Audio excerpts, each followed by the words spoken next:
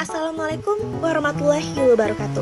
Halo semuanya, perkenalkan kami dari kelompok 8. Pada kesempatan kali ini kami akan mempresentasikan hasil kerja dari kelompok kami, yaitu dengan tema penyakit jantung.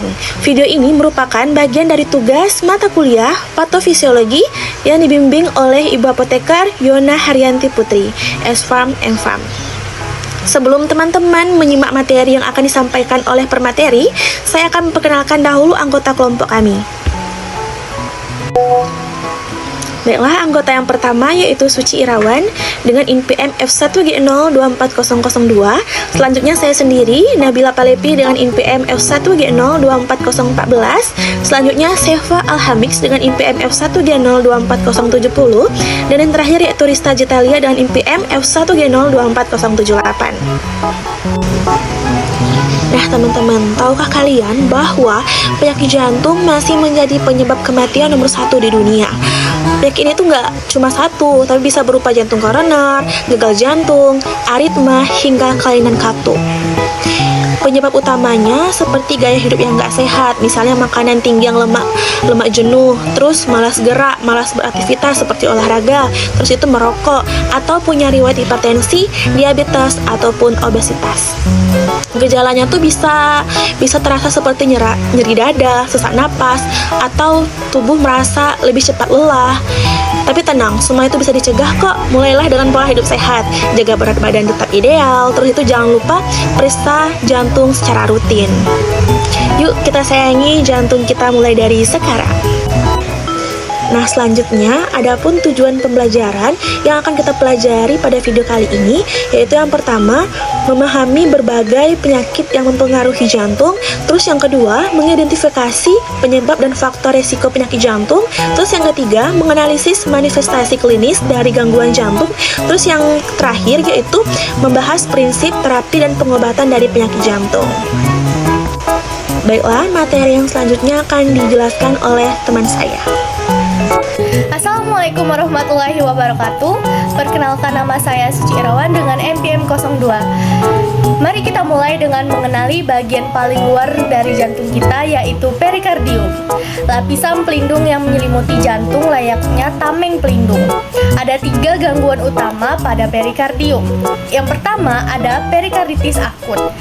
Bayangkan perikardium yang harusnya licin, tapi tiba-tiba mengalami radang. Akibatnya timbul rasa nyeri dada yang tajam seperti ketusuk, terutama saat menarik nafas dalam. Kita juga bisa mendengar suara gesekan perikardial dengan stetoskop seperti 2 permukaan kasar yang saling bergesek. Jika cairan terus bertumpuk, ini menyebabkan tamponade jantung, kondisi darurat yang bisa menghentikan fungsi jantung kita. Kemudian gangguan kedua yaitu efusi perikardial. Di sini terjadi penumpukan cairan berlebih di antara lapisan perikardium.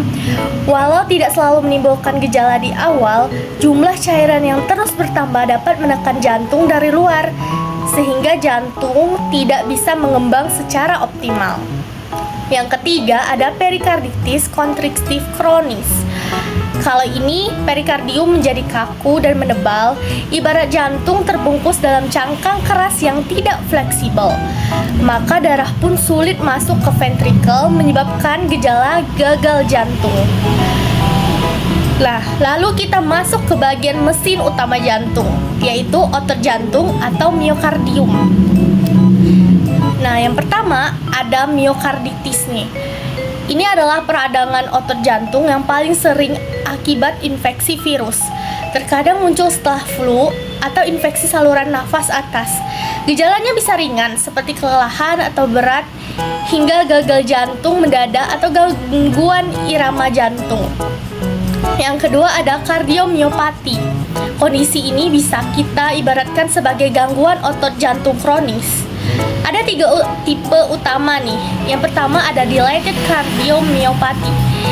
Jantung membesar tetapi lemah dalam memompa. Bayangkan seperti balon yang terlalu sering ditiup hingga elastisitasnya hilang. Itulah dilated cardiomyopathy. Lalu yang kedua ada hypertrophic cardiomyopathy nih. Kondisi di mana dinding jantung menebal, mirip seperti atlet yang ototnya terlalu besar, tetapi ini justru mengganggu aliran darah dan bisa berbahaya, terutama saat aktivitas fisik.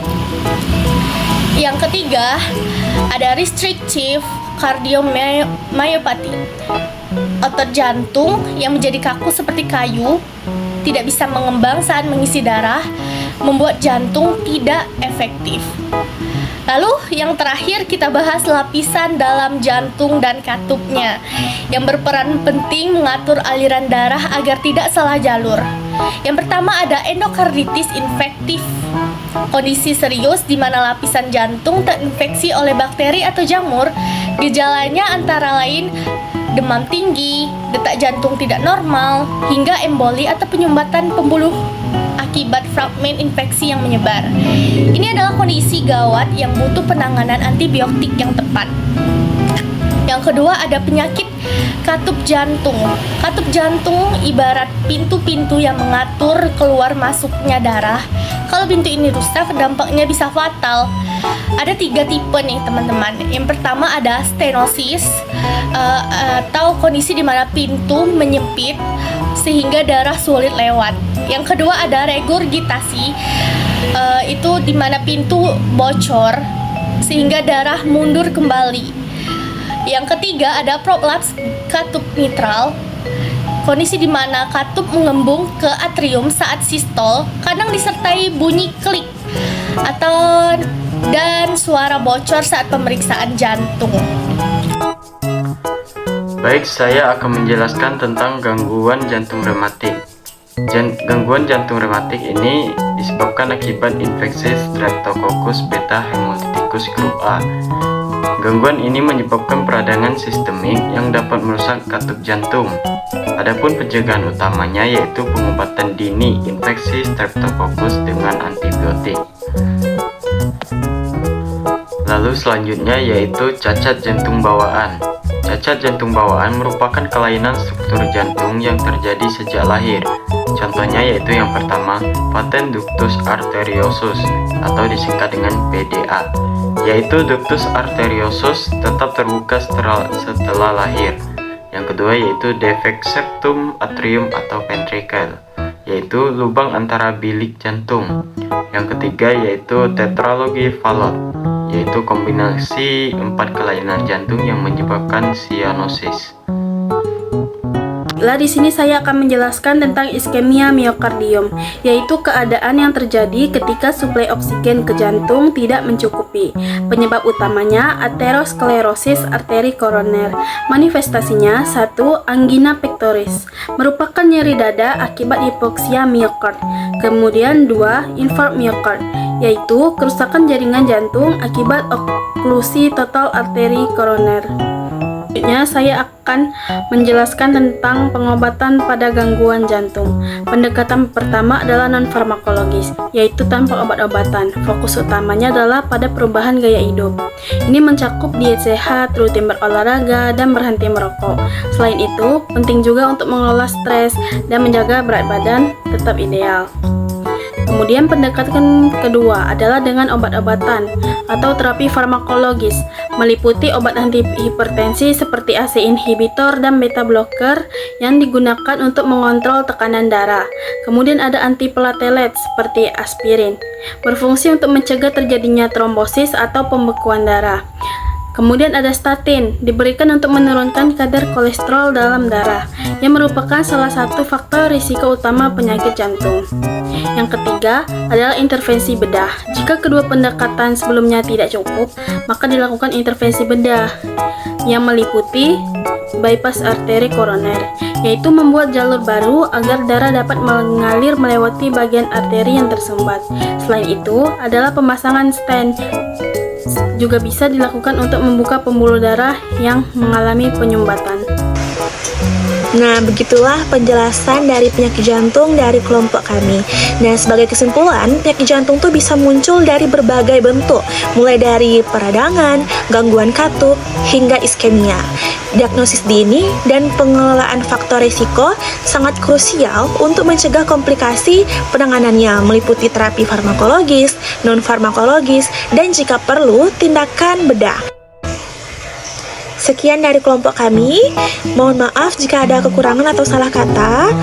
Kepada Allah kami mohon ampun. Terima kasih atas perhatian dan teman-teman semuanya. Semoga ini bisa bermanfaat dan sampai jumpa di pertemuan selanjutnya. Wassalamualaikum warahmatullahi wabarakatuh.